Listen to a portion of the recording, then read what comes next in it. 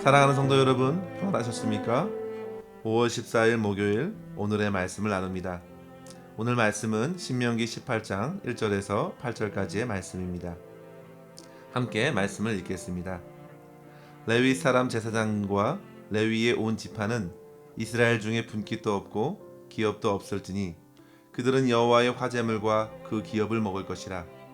그들이 그들의 형제 중에서 기업을 가지지 않을 것은 여호와께서 그들의 기업이 되심이니 그들에게 말씀하심 같으니라. 제사장이 백성에게서 받을 몫은 이러하니 곧 그 드리는 제물의 소나 양이나 그 앞다리와 두 볼과 위라. 이것을 제사장에게 줄 것이요 또 내가 처음 거둔 곡식과 포도주와 기름과 내가 처음 깎은 양토를 내가 그에게 줄 것이니 이는 내 하나님 여호와께서 내 모든 지파 중에서 그를 택하여 내시고 그와 그의 자손에게 항상 여호와의 이름으로 서서 섬기게 하셨음이니라.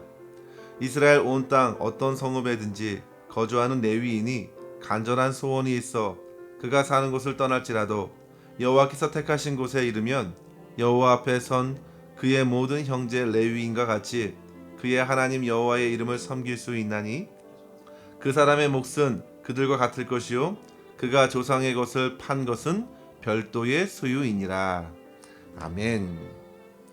지난 주말에 함께 신학교에서 공부했던 한 목사님으로부터 페북 초대를 받았습니다. 이 목사님께서는 현재 한국에서 부교육자 인권 찾기 운동 대표로 활동하고 계신데요. 초대의 이유는 바로 부교육자 인권을 위한 탄원서가 대법원까지 올라가게 되면서 더 많은 탄원과 관심을 모으기 위해서 저를 초대한 것입니다. 성도 여러분, 과연 제가 그 인권 찾기 운동에 동참했을까요?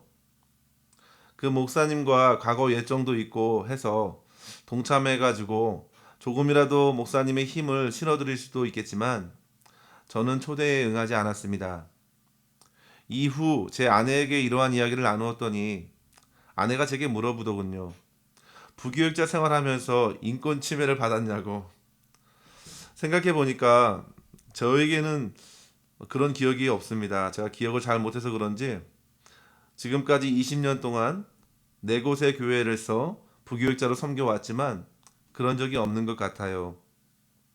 모두 훌륭하신 담임 목사님을 모셨고 또 성도님들 또한 참으로 귀하셨습니다. 그리고 지금도 나성한인교회에서 근 8년 이상을 섬기고 있으면서 감사한 것밖에 없는 것 같습니다. 그러나 성도 여러분, 실제 사역지에서 부교육자가 겪는 어려움이 정말 이만저만한 것이 아닙니다. 정말 많습니다. 그러나 그렇다 하더라도 부교육자로서 자기의 인권이 빼앗겼다고 생각하는 목회자들을 모아서 어떤 단체를 만들어 스스로 인권을 세우기 위해 사회법에 호소하여 권리를 찾는 것이 과연 옳은 일인지, 과연 하나님께서 원하시는 방법인지 생각해 봐야 하는 것이죠. 오히려 더더욱 교회의 총회에 호소해서 교회 안에서 스스로 해결할 수 있는 방안은 없는지 인내로서 강구해야 되지 않을까 생각이 듭니다. 오늘 말씀의 시작을 이처럼 안타까운 이야기로 시작하는 것은 바로 오늘 본문의 내용과 연관이 있기 때문입니다.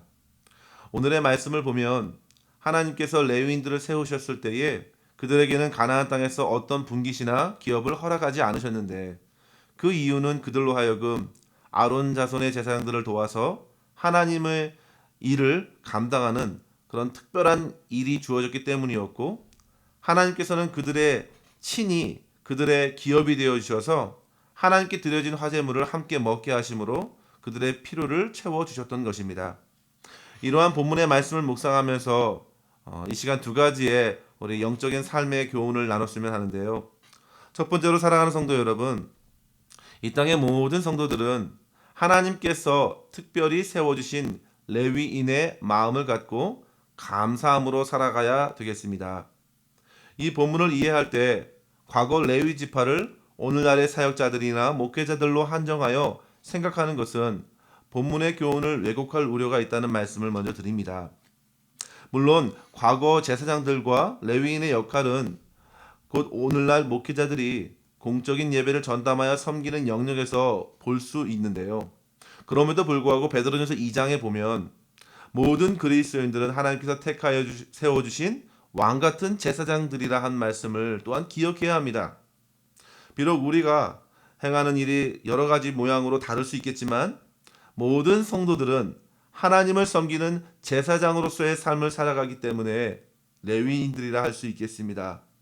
그러므로 먼저 우리에게는 다른 이들이 가지고 있는 어떤 큰 기업이 없더라도 혹 눈에 보이는 어떤 분깃이 없더라도 결코 주눅들거나 움츠릴 이유가 전혀 없습니다.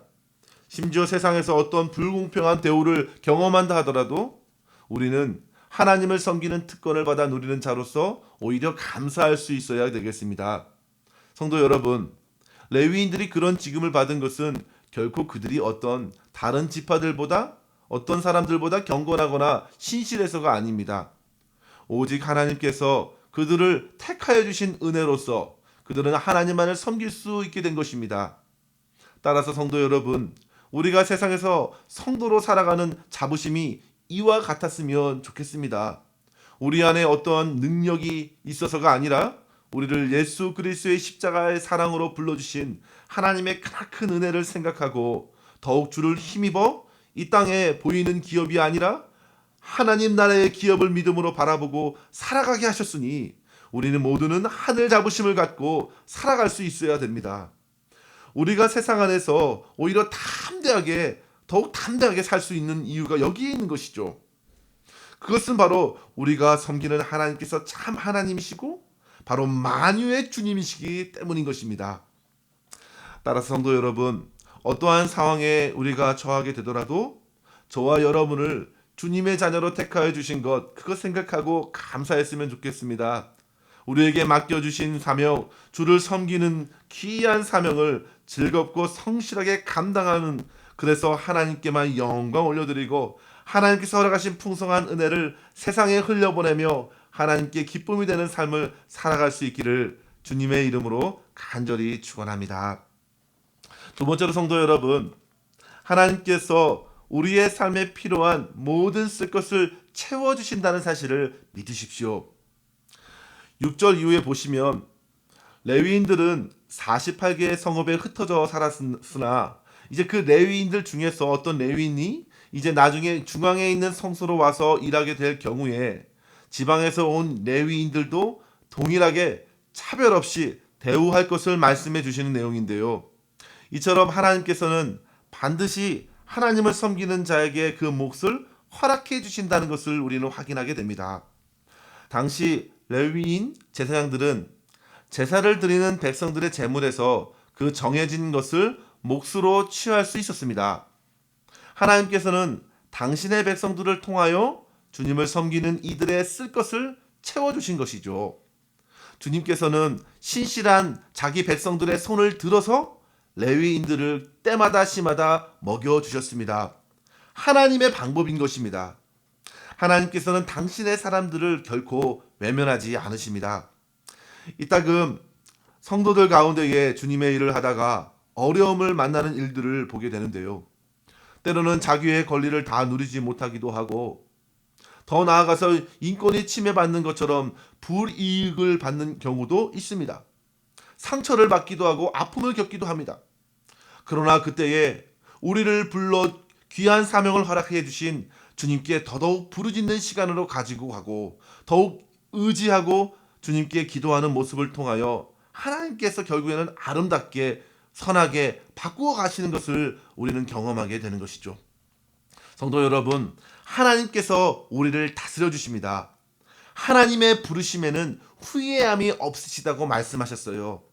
저와 여러분으로 하여금 주님을 섬기도록 부르신 우리 주님께서는 우리를 그렇게 신실하게 돌보아 주시고 인도해 주실 것입니다.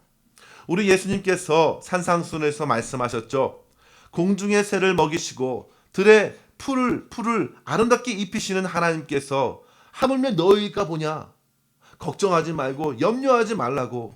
너희는 먼저 그의 나라와 그의 의를 구하라고. 그리하면 이 모든 것을 너희에게 더하실 것이라고 약속해 주셨습니다. 특별히 이러한 사명은 우리가 어디를 가든지 장소를 옮기면서도 변화되지 않습니다. 어떠한 상황에 어떠한 장소에 있든지 하나님을 섬김으로 말미암아 우리는 언제나 하나님의 돌보시는 은혜를 동일하게 경험하게 된다는 사실을 깨달을 수 있는 저와 여러분 될 수 있기를 바랍니다. 따라서 성도 여러분, 우리보다 우리를 먼저 더 깊이 생각해 주시는 우리 주님께 모든 것을 맡기시고, 오늘도 어떠한 상황에 있든지, 코로나가 심해지든지 혹 약해지든지, 경제적으로 부하든지 가난하든지 상황과 상관없이 언제나 주님을 의지하고 기쁘게 주님을 섬기실 수 있기를 바랍니다. 오늘도 우리 주님께서는 우리의 필요한 모든 것을 신실하게 채워주실 것입니다. 이러한 주님의 역사를 경험하시면서 오늘도 주님만을 찬양하실 수 있는 저와 여러분 되기를 주님의 이름으로 간절히 축원합니다. 기도하겠습니다. 사랑이 풍성하신 주님, 연약한 저희들을 이 땅에서 하나님을 예배하는 자로 불러주심에 감사합니다. 어떠한 어려움과 고통의 순간에 있더라도 낙심하지 말고 우리에게 맡겨진 주님을 섬기는 사명을 잘 감당할 수 있도록 인도하여 주시옵소서. 주님, 레위인들을 통하여 이스라엘 백성들이 주님을 예배해야 함을 깨달았듯이 저희들 날마다 예수 그리스도의 사랑을 힘입고 주님 앞에 더 가까이 나아가 더욱 힘써 예배하는 삶을 살게 하여 주시고, 나아가 주변의 많은 사람들에게 예수 그리스도의 향기를 나타낼 수 있도록 인도하여 주시옵소서. 날마다 필요한 모든 것을 채워주시며 하나님의 세밀한 돌보심 가운데에 감사와 기쁨이 충만한 삶을 살아가 주님께만 영광 올려드릴 수 있는 저희의 삶이 될 수 있도록 인도하여 주시옵소서. 모든 것 우리 주님의 손에 의탁하옵고 예수님의 이름으로 간절히 기도하옵나이다. 아멘. 사랑하는 성도 여러분, 오늘도 주 안에서 승리하시기를 바랍니다. 감사합니다.